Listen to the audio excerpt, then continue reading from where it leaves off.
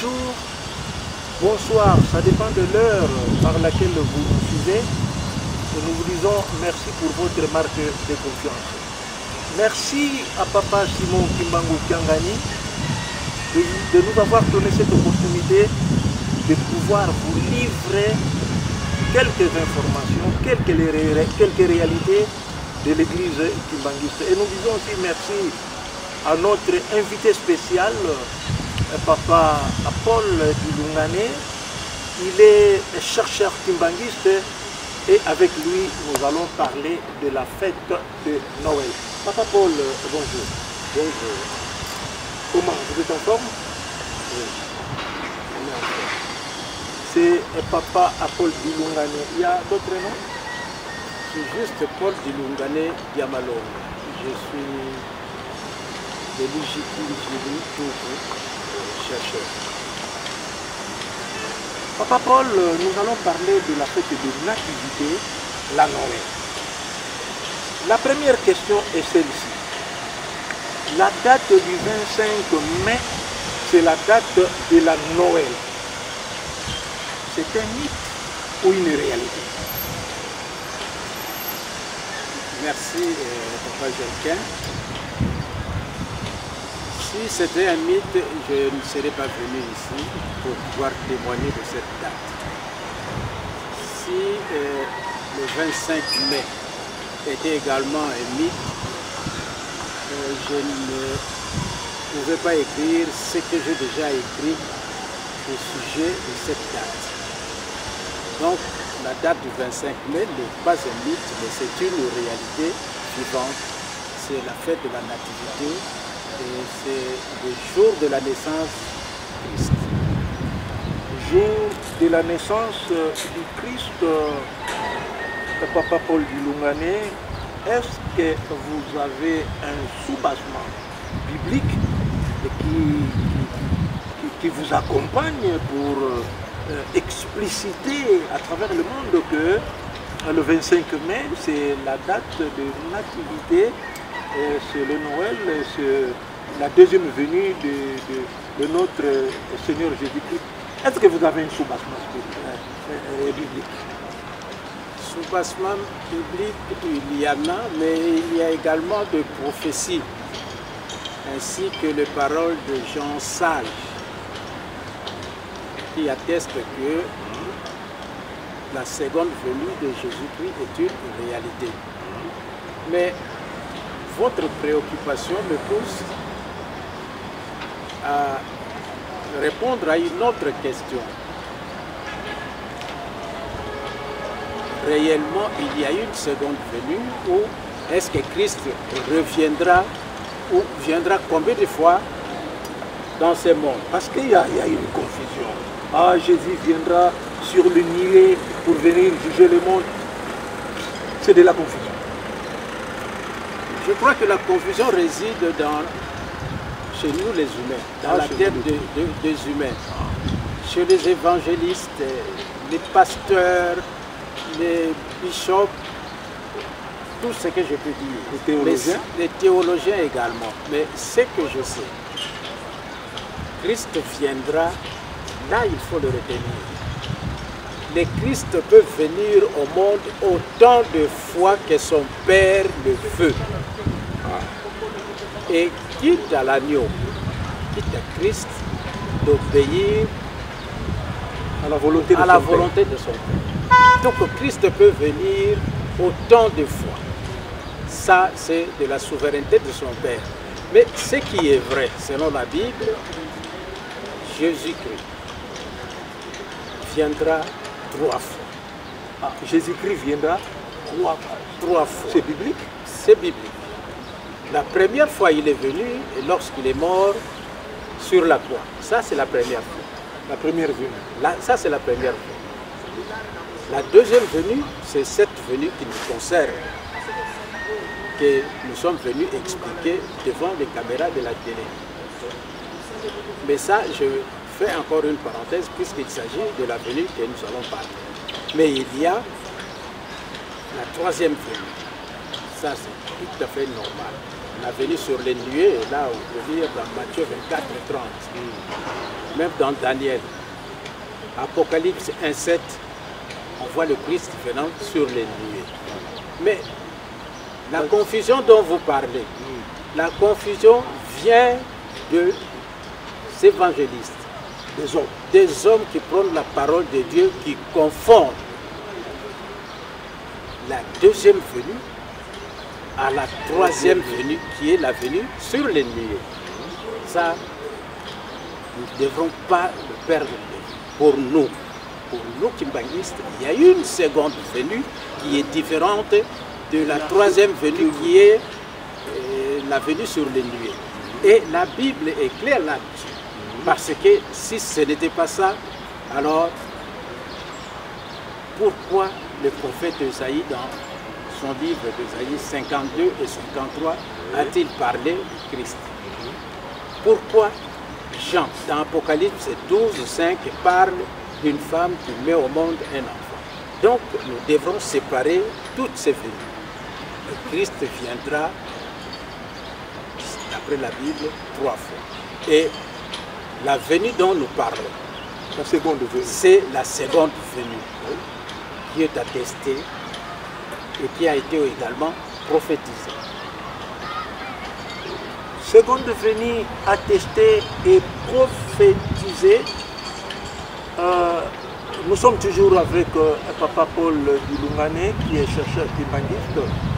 Papa Paul, nous sommes sur la deuxième venue du Christ. Mais, Papa Paul, la question est celle-ci. On parle de maître qu'on a donné à cette église. Vous pouvez nous dire quelque chose là-dessus? Je crois qu'avant de passer, je venais de dire, de soulever un problème. Le problème de la seconde. Avant que Christ ne puisse naître pour la première fois, sa venue pour la première fois en Judée, ça a été prophétisé. La venue sur les nuées a été également prophétisée. Vous lisez Apocalypse 1,7. Vous lisez Matthieu 24, 30. Tout ça, c'est dans la Bible qui m'a dit. Nous n'avons pas. C'est dans la Bible. Les sept écritures. La Bible universelle. La Bible universelle. C'est prophétisé. Maintenant, la seconde venue.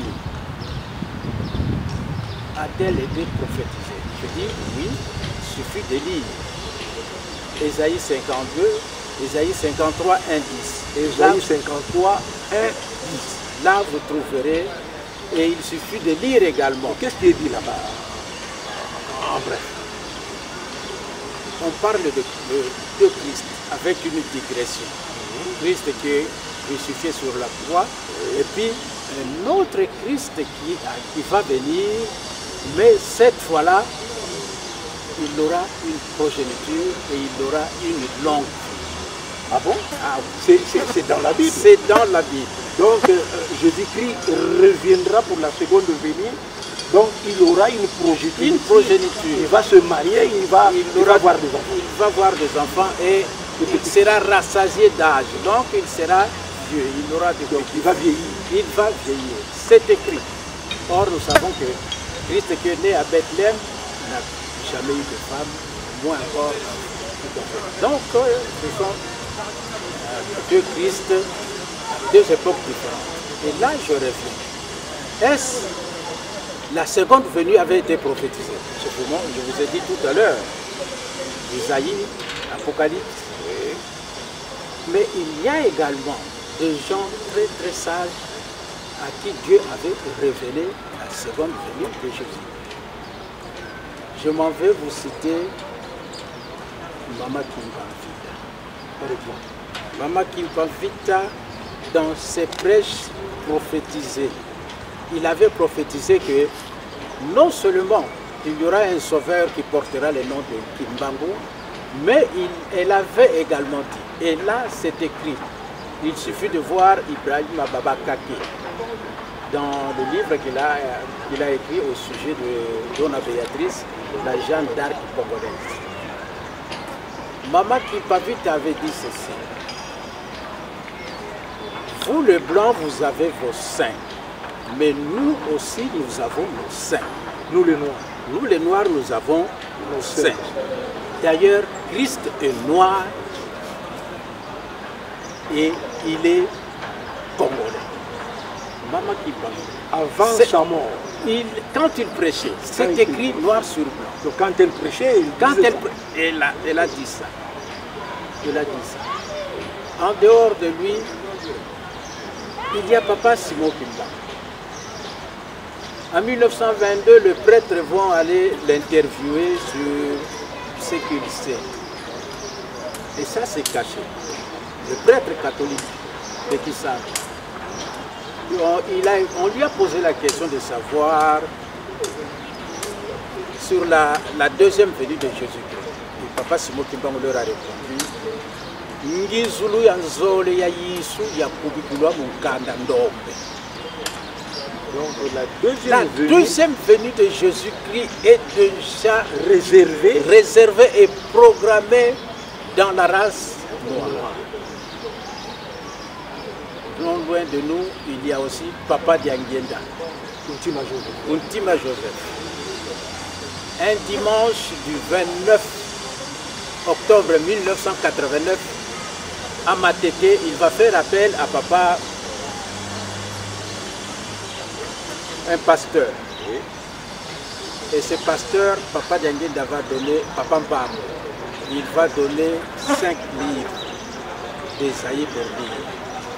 Mais le premier et le troisième livre concernés, après étude, la seconde venue de Jésus.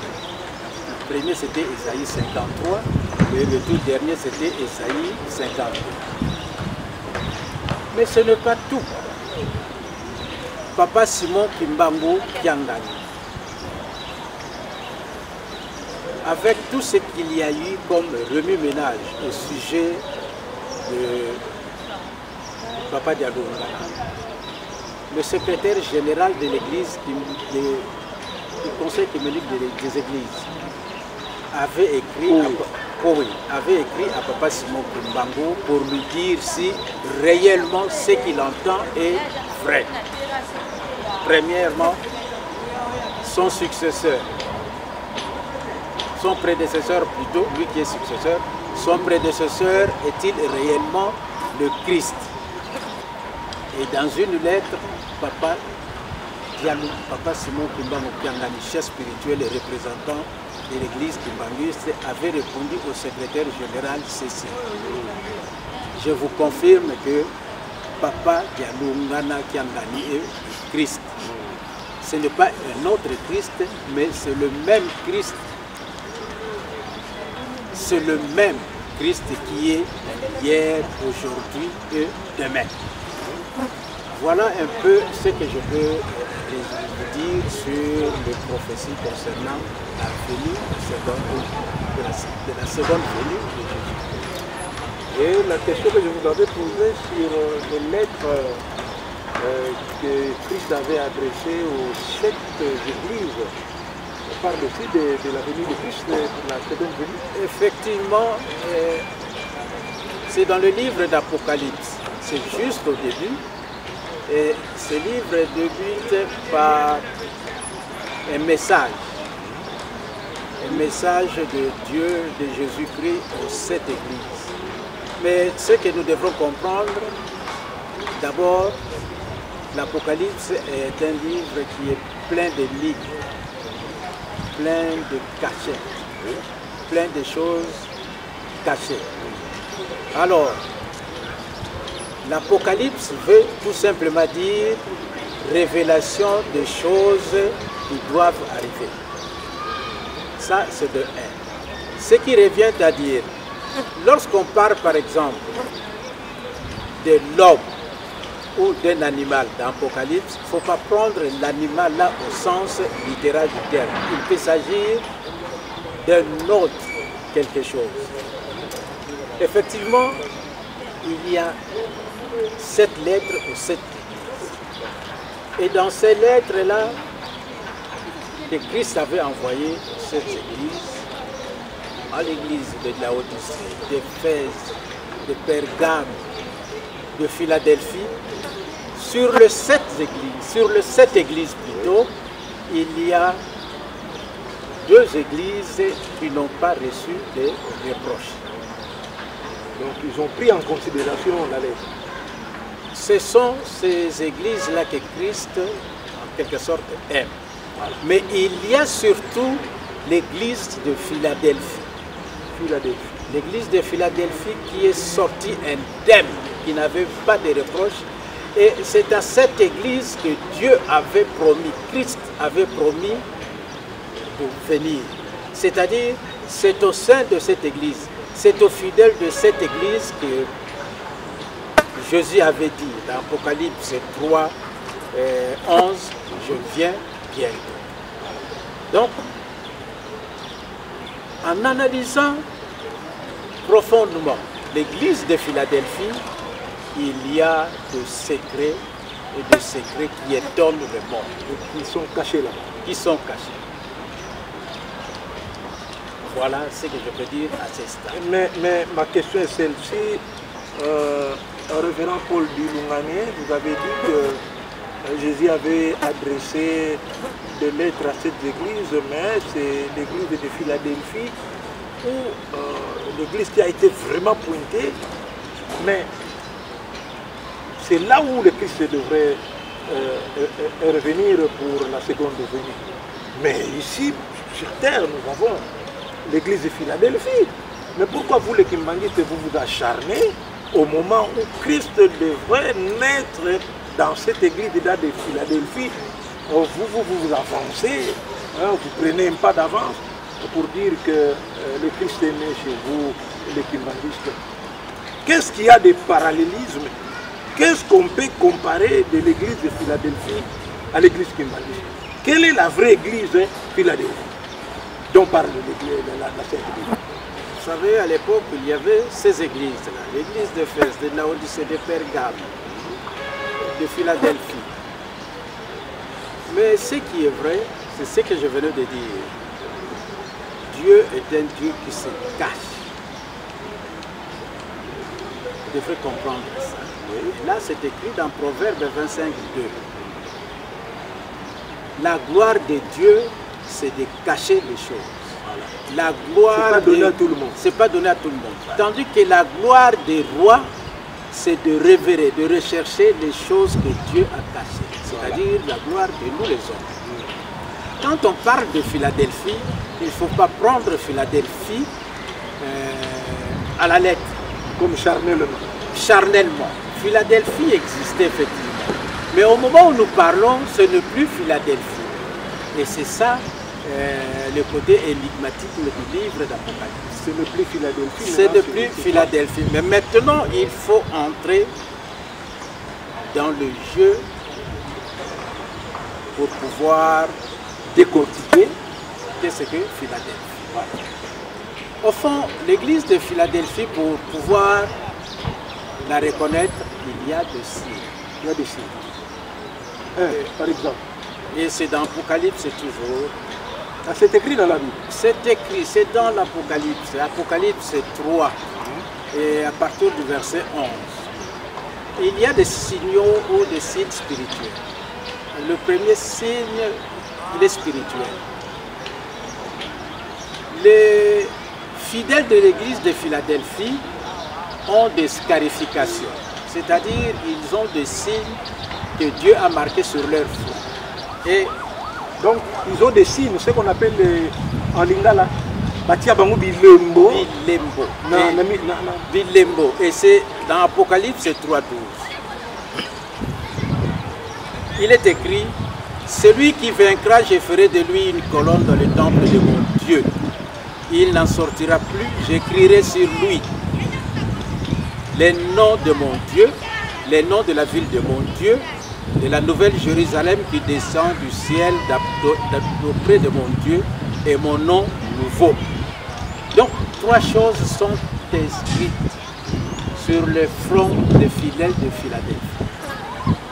Le nom du Père de Jésus, son Dieu, son nom à lui, son nom. Et puis le nom de sa vie,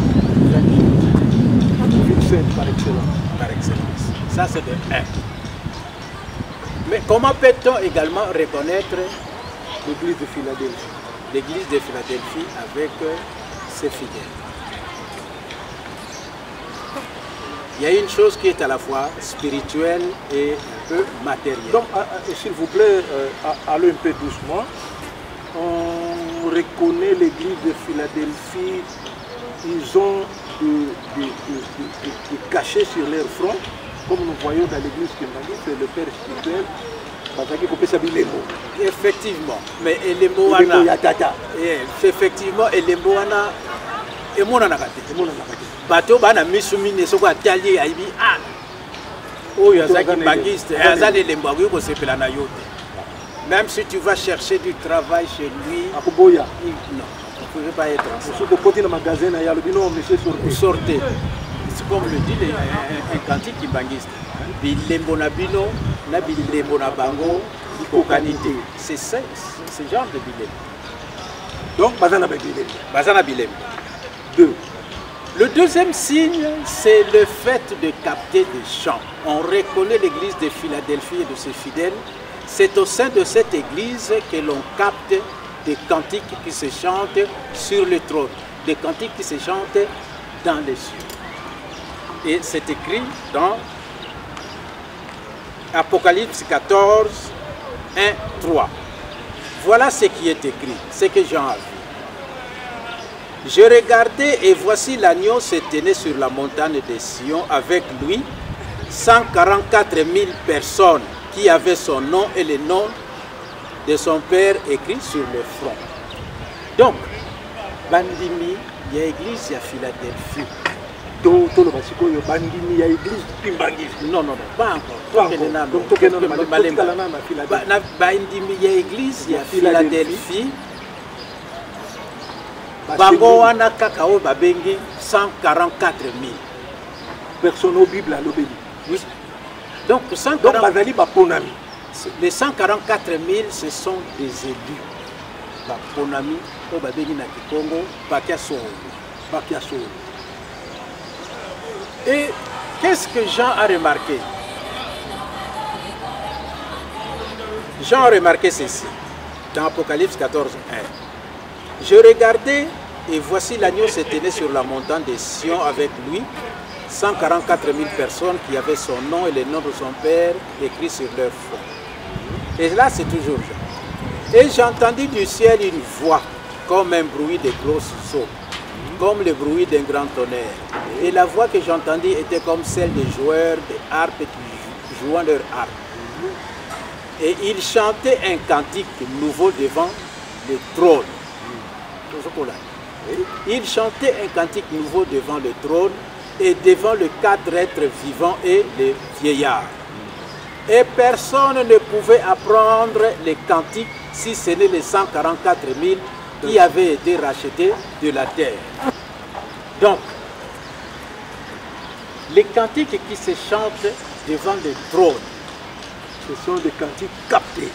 Ces cantiques-là sont captés ici sur terre par le fidèle de l'église. Des inspirés quoi? Des inspirés, mais les inspirés de l'église de Philadelphie.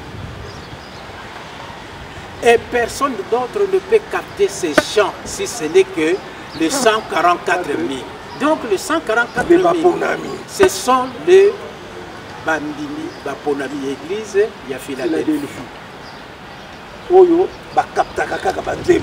Bango kaka. Bango kaka, église kaptaka banzem. De mémoire d'homme. Papa Jerkin, naïbité, vous pouvez me dire quelle est cette église au monde qui capte les chants comme l'église Kimbangiste? Pour le moment, il y a seulement l'église Kimbangiste. Et il y a un autre signe, et c'est là que je vais terminer. Ce signe-là se trouve dans Apocalypse 7, 9. Qu'est-ce qui est écrit dans Apocalypse 7, 9?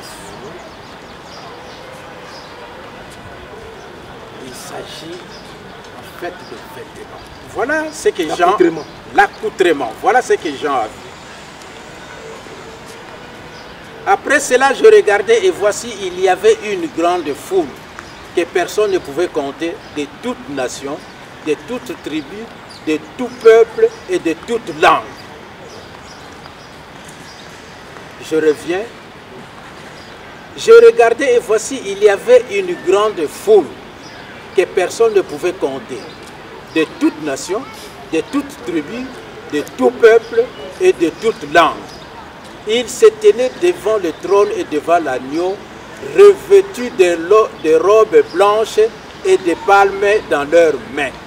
Apocalypse 7, 9. Les palmes, c'est en vert. Hein? Allons-y. J'en vois Christ. Et autour de Christ, il voit plusieurs personnes de toutes tribus, de toutes nations, de toute ethnie, de tout pays. Mais au fond, les gens qu'il a vus autour de lui, mais c'était une église. C'est une église universelle. Une église universelle. Universelle. Oui, et ces gens étaient vêtus. Les nations là-bas. Oui, étaient vêtus. Toutes les personnes étaient vêtues en blanc et tenant dans leurs mains de palmes. Ce que Jean veut nous montrer, ce que Christ veut nous montrer là-bas, ce n'est pas seulement la foule, mais surtout l'accoutrement, l'habillement de ces gens-là. La couleur qui animait cette foule, c'était la couleur blanche et verte. Donc ils étaient habillés, il y avait du vert et blanc. Alors à ce niveau-là, je trouve qu'il y a eu une ressemblance symétrique entre ce que Jean avait vu et ce qui se passe de nos jours dans l'église kimbangiste. On s'habille en vert blanc et nous sommes le seul église à pouvoir capter des chants qui se chantent devant le trône. Des chants comme Miyankemo. On dit non. Miyankemo, Mimundwanga, Kuzuludiase, Yemusanisi na Yisu. Donc ces cantiques qui se chantent devant le trône, ce sont ces mêmes cantiques que nous, kimbangistes, nous chantons. Donc là, il n'y a pas de doute. Voilà pourquoi je suis venu. Si ce n'était pas ces exemples-là, si ce n'était pas ces vérités-là, je ne serais pas venu pour pouvoir témoigner de la fête de Noël, de la date du 25. Donc par là, vous voulez conclure que les 144 000 personnes, ce serait des kimbangistes. Mais c'est un code. C'est un code qu'il faut décoder. C'est un code qu'il faut décoder. Écoutez, regardez, vous prenez les 144 000. En additionnant 1 plus 4 plus 4, ça nous donne 9. Racine carrée de 9, c'est 3. 3, c'est le chiffre du Saint-Esprit. Mesdames et messieurs, nous sommes toujours avec notre invité du jour, Papa Paul Bilungane, qui est chercheur kimbangiste. Papa Paul Bilungane, si nous lisons dans Matthieu chapitre 24, verset 23, là, le Christ dit ceci. Le Christ dit ceci. Si vous entendez quelqu'un dire « Oh, le Christ est ici, oh, il est là-bas, oh, il se trouve dans la savane, oh », ne l'entendez pas. Mais maintenant, vous les kimbangistes, vous venez proclamer tout haut la seconde venue du Christ, qu'il est chez vous, les kimbangistes. Est-ce que vous n'êtes pas des imposteurs? À première vue, je peux dire que les mots du Christ, cette phrase du Christ, qui est contenue dans Matthieu 24, verset 23 jusqu'à 25, est réel. Ça est réel. C'est vrai. Ça pouvait également nous concerner. Voilà. Et là, Christ dit, si quelqu'un vous dit que je suis dans le désert, n'y allez pas. Si je suis dans des chambres, rien du tout. N'allez pas parce qu'il y aura beaucoup de Christ et de faux prophètes qui viendront en mon nom. C'est ce que le Christ dit. Cela, je dis, pourrait, j'utilise les conditionnels, cela pourrait également concerner le kimbanguiste. Mais je dis ceci. Il suffit de descendre. Il suffit de descendre. Vous vous êtes limité, Matthieu 23 jusqu'à 25. Mais il faut continuer. Allez au chapitre 26. Qu'est-ce qui est dit là-bas? Au chapitre 26, il est dit ceci. Et je préfère le dire à quiconque. Voilà, je vous en prie. Matthieu 24, 26, 27, descendez. Konsokona mvumbi ikuna kukutakananga memba. Où se trouve le cadavre, c'est là que s'assemblent les vautours. Ça signifie quoi? Ah, là également, c'est un corps. c'est énigmatique. Il se cache aussi. Voilà. Là, Il se cache toujours. Il se cache. C'est la gloire. La gloire de Dieu, c'est de cacher les choses. Maintenant, c'est à nous de pouvoir révéler ce qu'il a caché. C'est énigmatique. Donc, en disant cela qu'il n'est pas dans le désert, en disant qu'il n'est pas dans les chambres, Dieu, Christ a montré où il doit se trouver. Christ se trouvera où on va le trouver là où il y a le cadavre et que les charognes viennent s'assembler pour pouvoir manger la viande du cadavre. C'est ce qu'on appelle en lingala sambolé. Sambolé. C'est quoi explicité? Les cadavres. Les cadavres, c'est quoi? C'est quoi? Les aigles ou les vautours, voilà. C'est quoi? Les vautours, ce sont des oiseaux qui sont diurnes, c'est-à-dire ils se promènent la nuit, pas la journée. La journée, ce sont des animaux ou des oiseaux qu'on appelle nocturnes, comme des hiboux. Voilà.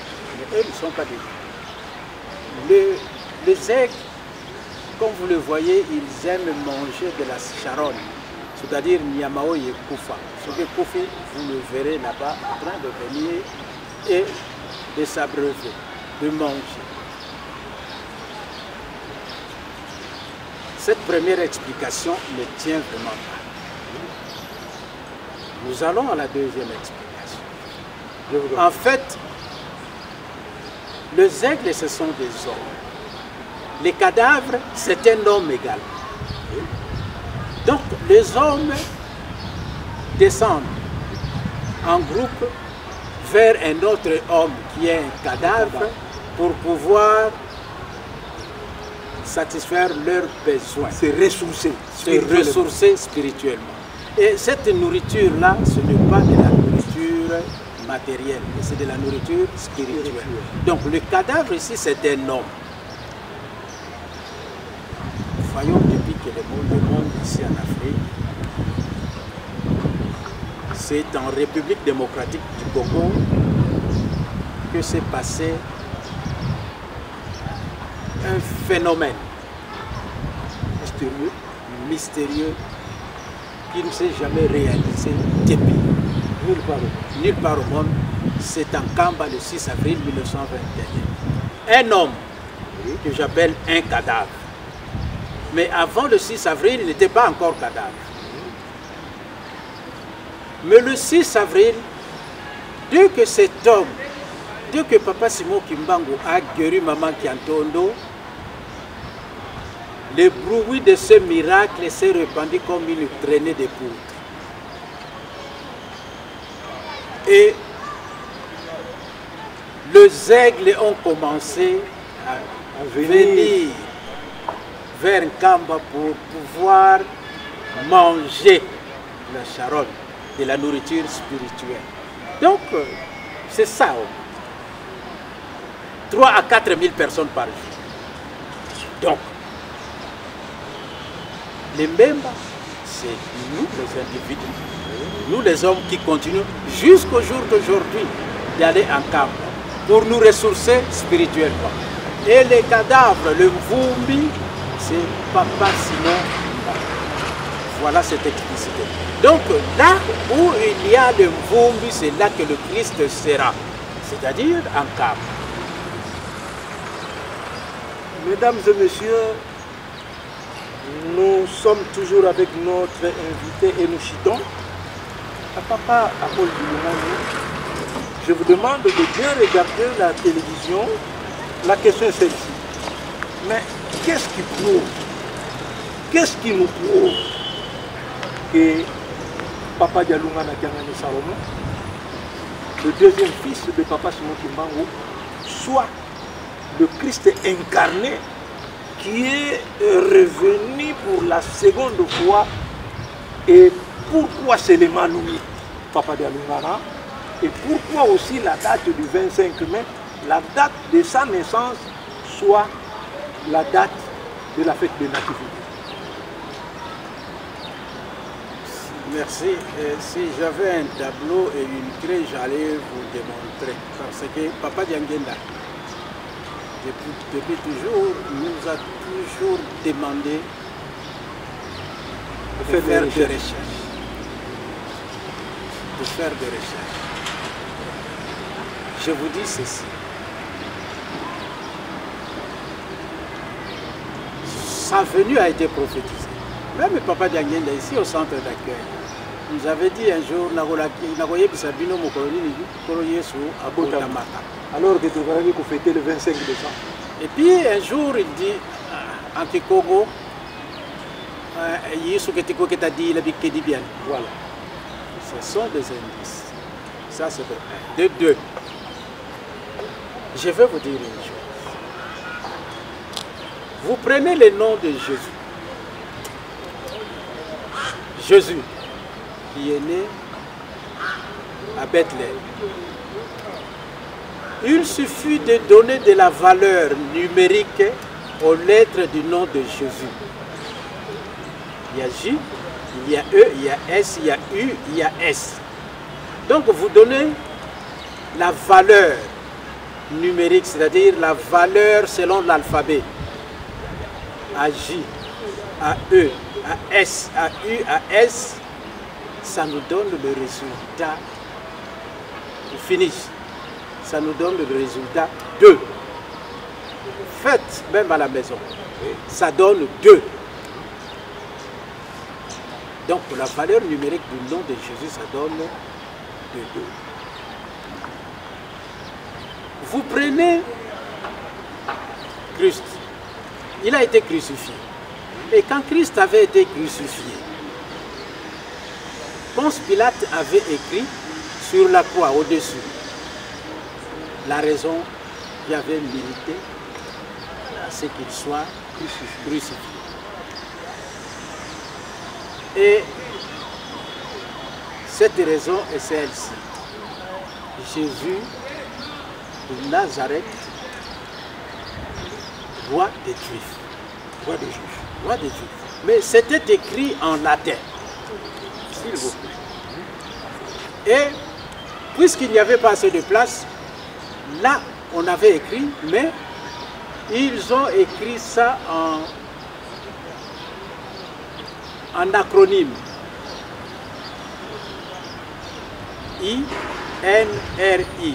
Quand vous regardez sur la croix du Christ, vous regardez dessus, c'est écrit I-N-R-I. Ce sont des abréviations. Cette abréviation-là, c'est une abréviation latine. Et en latin, ça signifie Jesus notus es rex Judaiorum, c'est-à-dire Jésus qui est connu comme le roi des Juifs. Et ça donne N-I-N-R-I. Mais quand vous additionnez le lettre ou le chiffre de cet acronyme, de cette abréviation, il y a I, et puis il y a un autre I. Il y a I-N-R-I. Le 2 là, ça donne également la valeur de I. En chiffre romain, a la valeur de 1. Donc ça donne 2.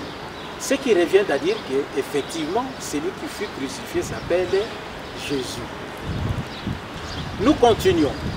Mais l'ensemble de la phrase en latin nous donne curieusement également la valeur de.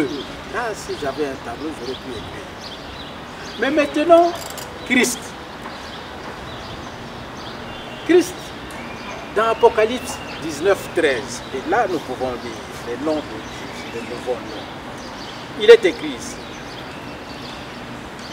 Voici ce que la Bible dit au sujet du nom nouveau du Christ. Puis là c'est Jean. Puis j'ai vu le ciel ouvert et voici parut un cheval blanc.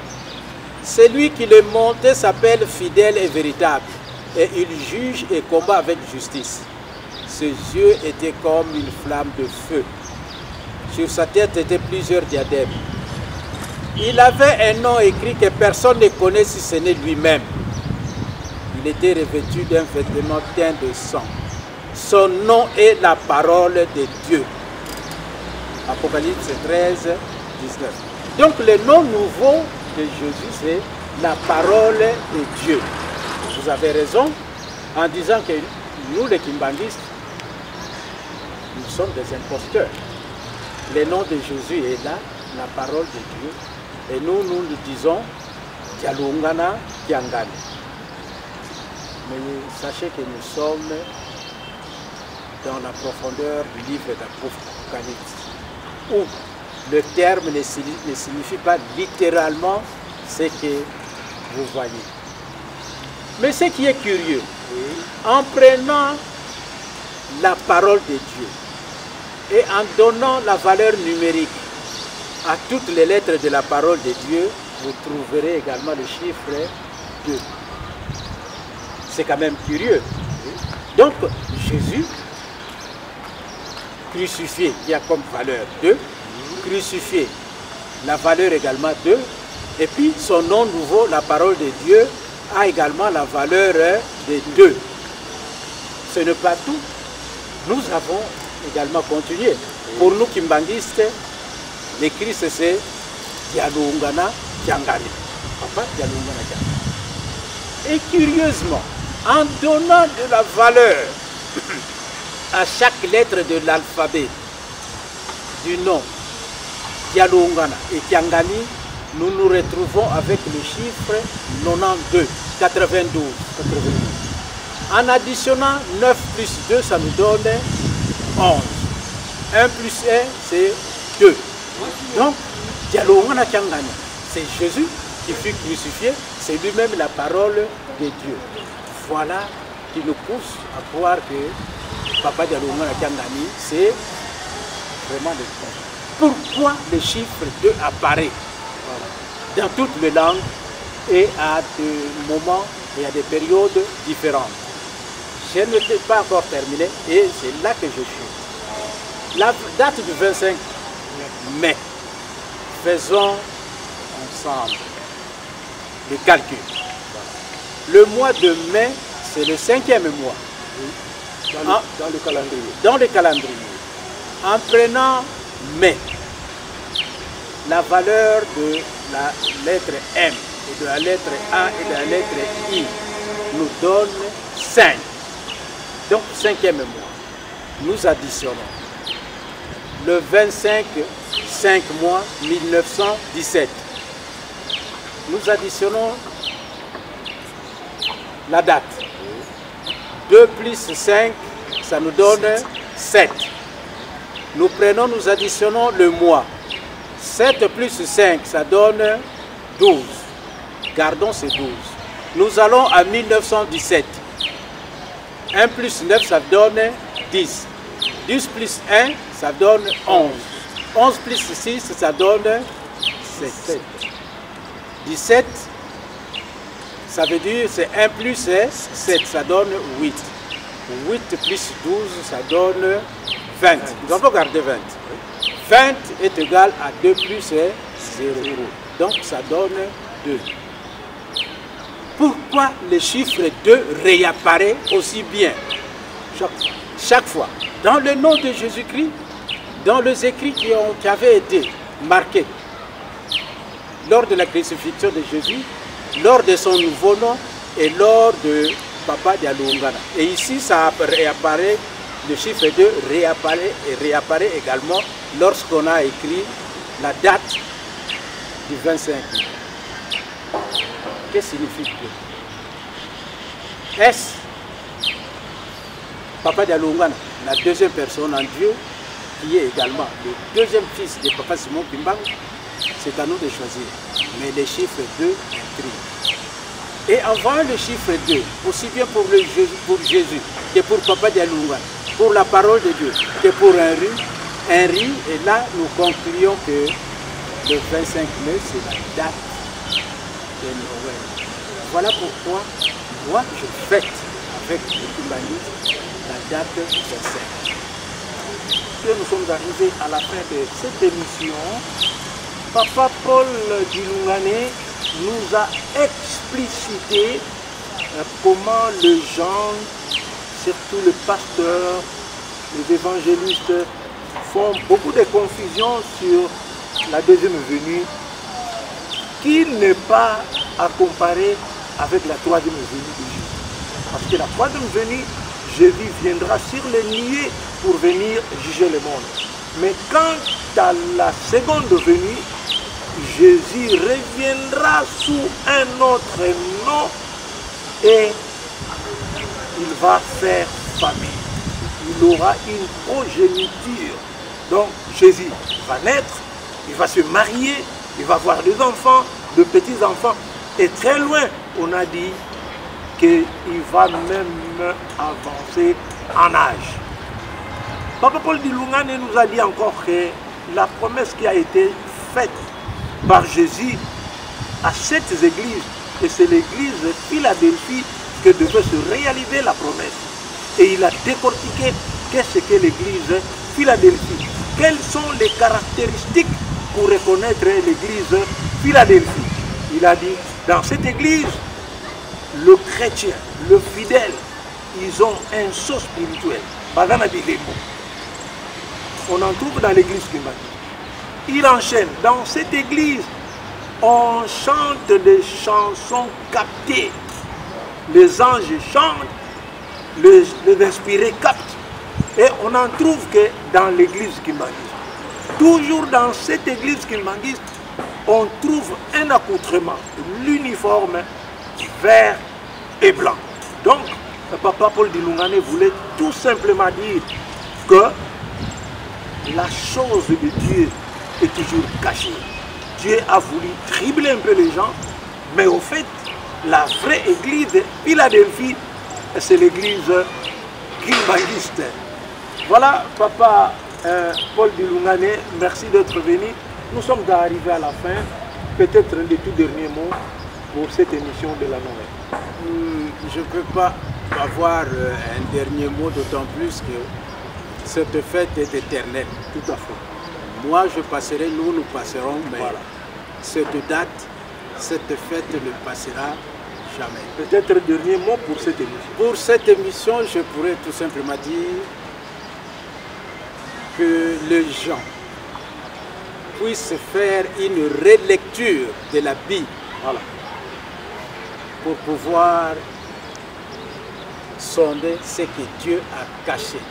Donc lire la Bible avec de nouveaux yeux. Voilà. Avec de nouveaux yeux. Il faut prier d'abord, se concentrer, pas lire la Bible comme on lit un roman. Comme on lit un roman. Et qu'il cesse de faire la confusion entre la seconde venue et la troisième venue qui est la venue sur le nuée. Parce que nous, Kimbangistes, en savons un peu plus, même sur l'arrivée de Christ sur le nuée. Voilà. Quand il viendra, nous ne savons pas parce que c'est un secret. Mais comment il viendra, avec qui il sera, même des questions quand il posera lors de la troisième venue, dans la venue sur le nuée, nous, Kimbangistes, nous le savons. Je vous remercie de m'avoir invité pour exposer ce que moi j'ai lu et surtout de pouvoir lire le bouquin s'ils en trouvent. Que vive la fête de Noël, que vive Papa Dialoungana, que vive Wakam, la Nouvelle-Jérusalem. Voilà, si vous avez aimé, dites merci à l'équipe technique. Nous avons Samaritain Mansongi derrière la caméra. L'équipe est très costaud, montage et consort.